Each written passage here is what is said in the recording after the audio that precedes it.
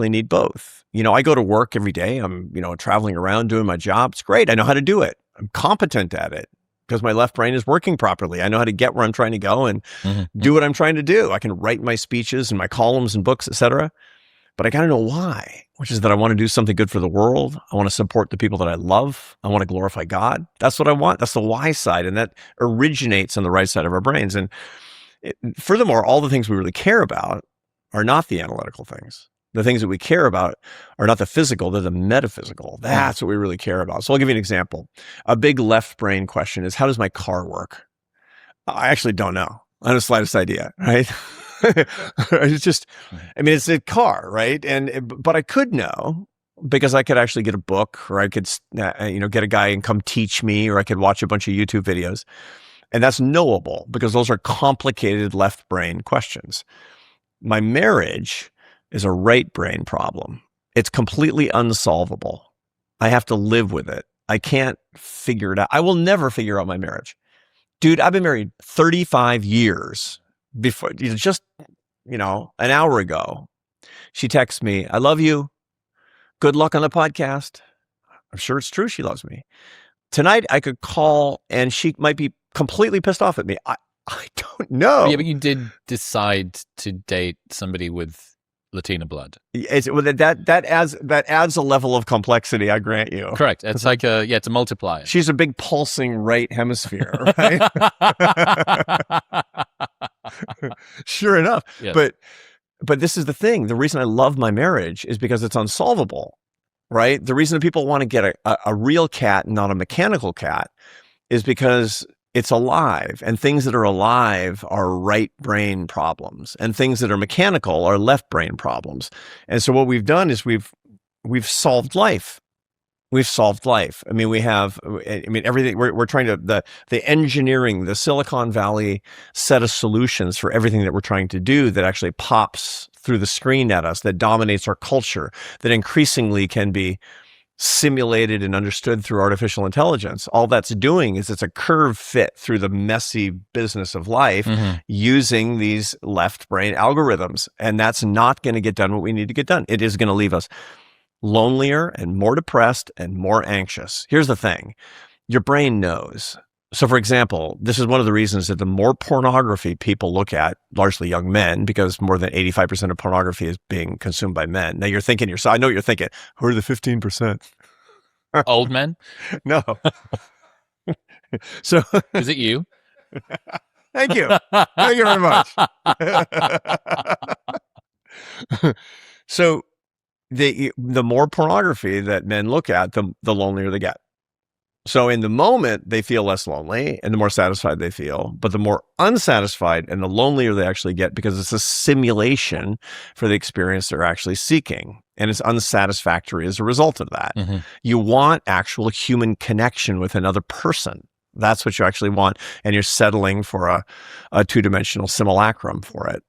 What are some of the other counterfeit sources of meaning that people mistake for the real thing? Achievement is a counterfeit source, is something that you actually get that doesn't build anything real of any real consequence in life. So the idea is like you just score in a game, gives you a real sort of short-term sense of achievement, which is a source of purpose, which is a component of meaning, but it isn't real. It's fake.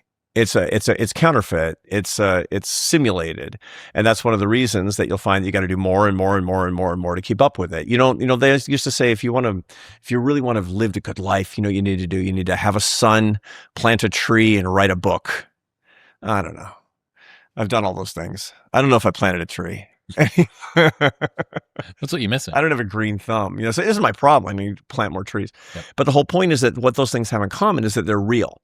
They're in real life. They're real achievements in real life. They don't say, plant a tree online, pretend you're planting a tree, get really good at doing it. Have a son online. The whole idea of simulating these experiences is unsatisfactory. What it does, it simulates the experience in the moment. So that's another example. Having friends is another way we think about it. Virtual friends, they simply don't meet your needs. And one of the ways that we know this is that the more virtual friends that you have, the less that you're actually illuminating in the experience of interacting with them, the right hemisphere of your brain.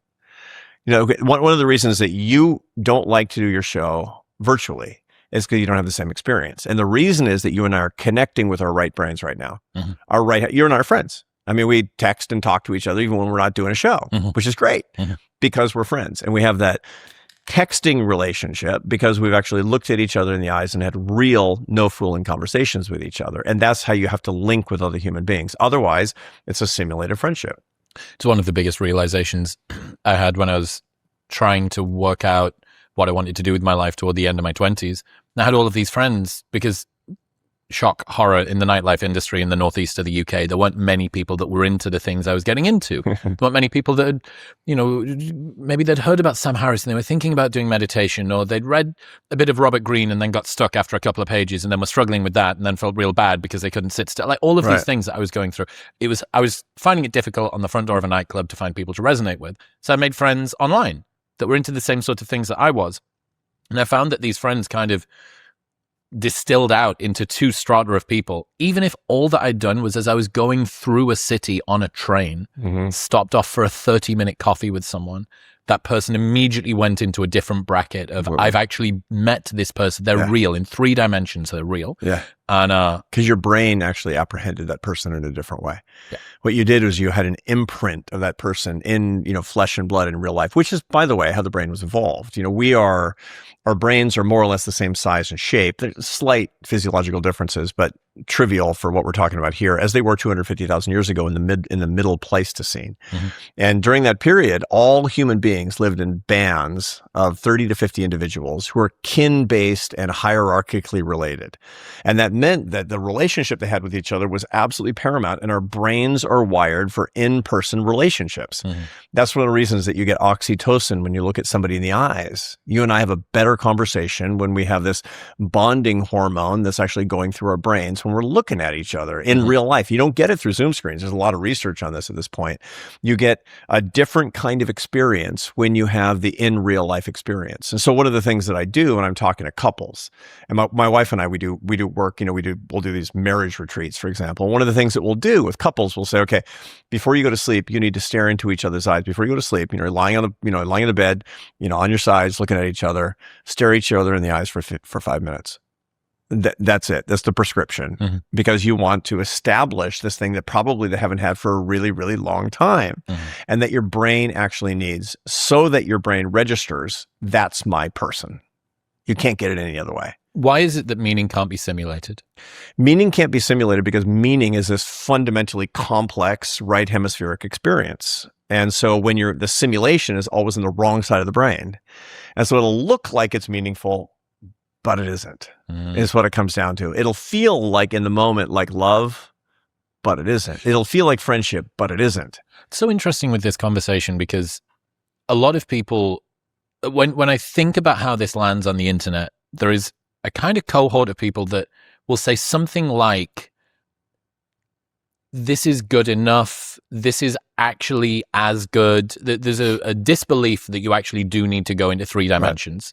There is I'm happy to wait for the sex robots to come. I'm happy to have the AI partner. There's even a company that makes AI versions of your exes. So if you don't ever want to leave the relationship with them, you can just keep on texting. And I think that kind of, when I read those comments, it makes me sad. It makes me sad because I think it sounds like somebody who's got hurt or is scared that the world isn't going to be able to give them something that they know that they can get compliantly online, permissionlessly, with a lower risk of rejection or 0 risk of rejection.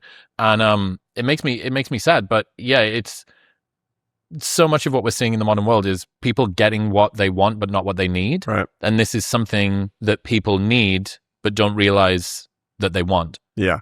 Well, they do know that they want it. They just don't know how to get it. And is ordinarily what's actually happening. I mean, I rarely meet somebody who would say, I actually would prefer not to meet anybody in real life. I mean, there are people who are agoraphobic, for example. There are people that have particular pathologies along these lines. But the truth is, they feel like it's the best that they can actually get under the circumstances. Look, when 62% of couples are forming online, then it's very hard to form. It's increasingly hard to form a couple offline. And if you're an exceptionally online person, or you're living in a remote location, or you came of age during COVID, which means that you don't have social skills that were wired into you at a tender age, then you're going to struggle is what it comes down to. But here's the thing to keep in mind. The biggest predictor of depression and anxiety is to say, I don't know the meaning of my life, or my life feels meaningless. That's the number one predictor. Why? It all gets down to the fact that these pathologies, they actually follow from this sense of emptiness. So people will often say, so why has depression tripled? Why has anxiety doubled? Which they literally have clinically since about 2008. Why? And they'll say, well, because generational difficulties, because, boomers wrecked the economy and created income inequality and made houses expensive or something. They have all of these exogenous economic explanations for this stuff. These are all wrong, is what it comes down to. Since 2008, when life has become increasingly online, and the average American is now checking his phone 205 times a day, what you've done is you've shoved yourself into the wrong hemisphere of your brain, and in so doing, you haven't been able to naturally experience this meaning. And that's what leads, empirically, that's what actually leads people to feel empty, to feel depressed, to feel anxious, to actually feel lonely. That's the big predictor, is what it comes down to. We have a meaning crisis. Most people have no idea where their testosterone levels sit. But what if I told you there was a solution? Something that identifies low T faster than a high school bully, and it won't cost you all your lunch money. That's where Function comes in. Gives you access to over 160 lab tests, including a deep dive into your full hormone panel. Every result is reviewed by clinicians. Anything out of range is flagged, and you get clear explanations with a personalized protocol with actionable next steps. So if something's off, you know exactly what to do about it. Whether you just need to go to the gym more, or you need to play Creed louder in your car, Function will tell you exactly where your testosterone and everything else stands. Normally, this level of testing would usually cost thousands, but with Function, it's $365 a year. That's $1 a day to stop guessing with your health and start.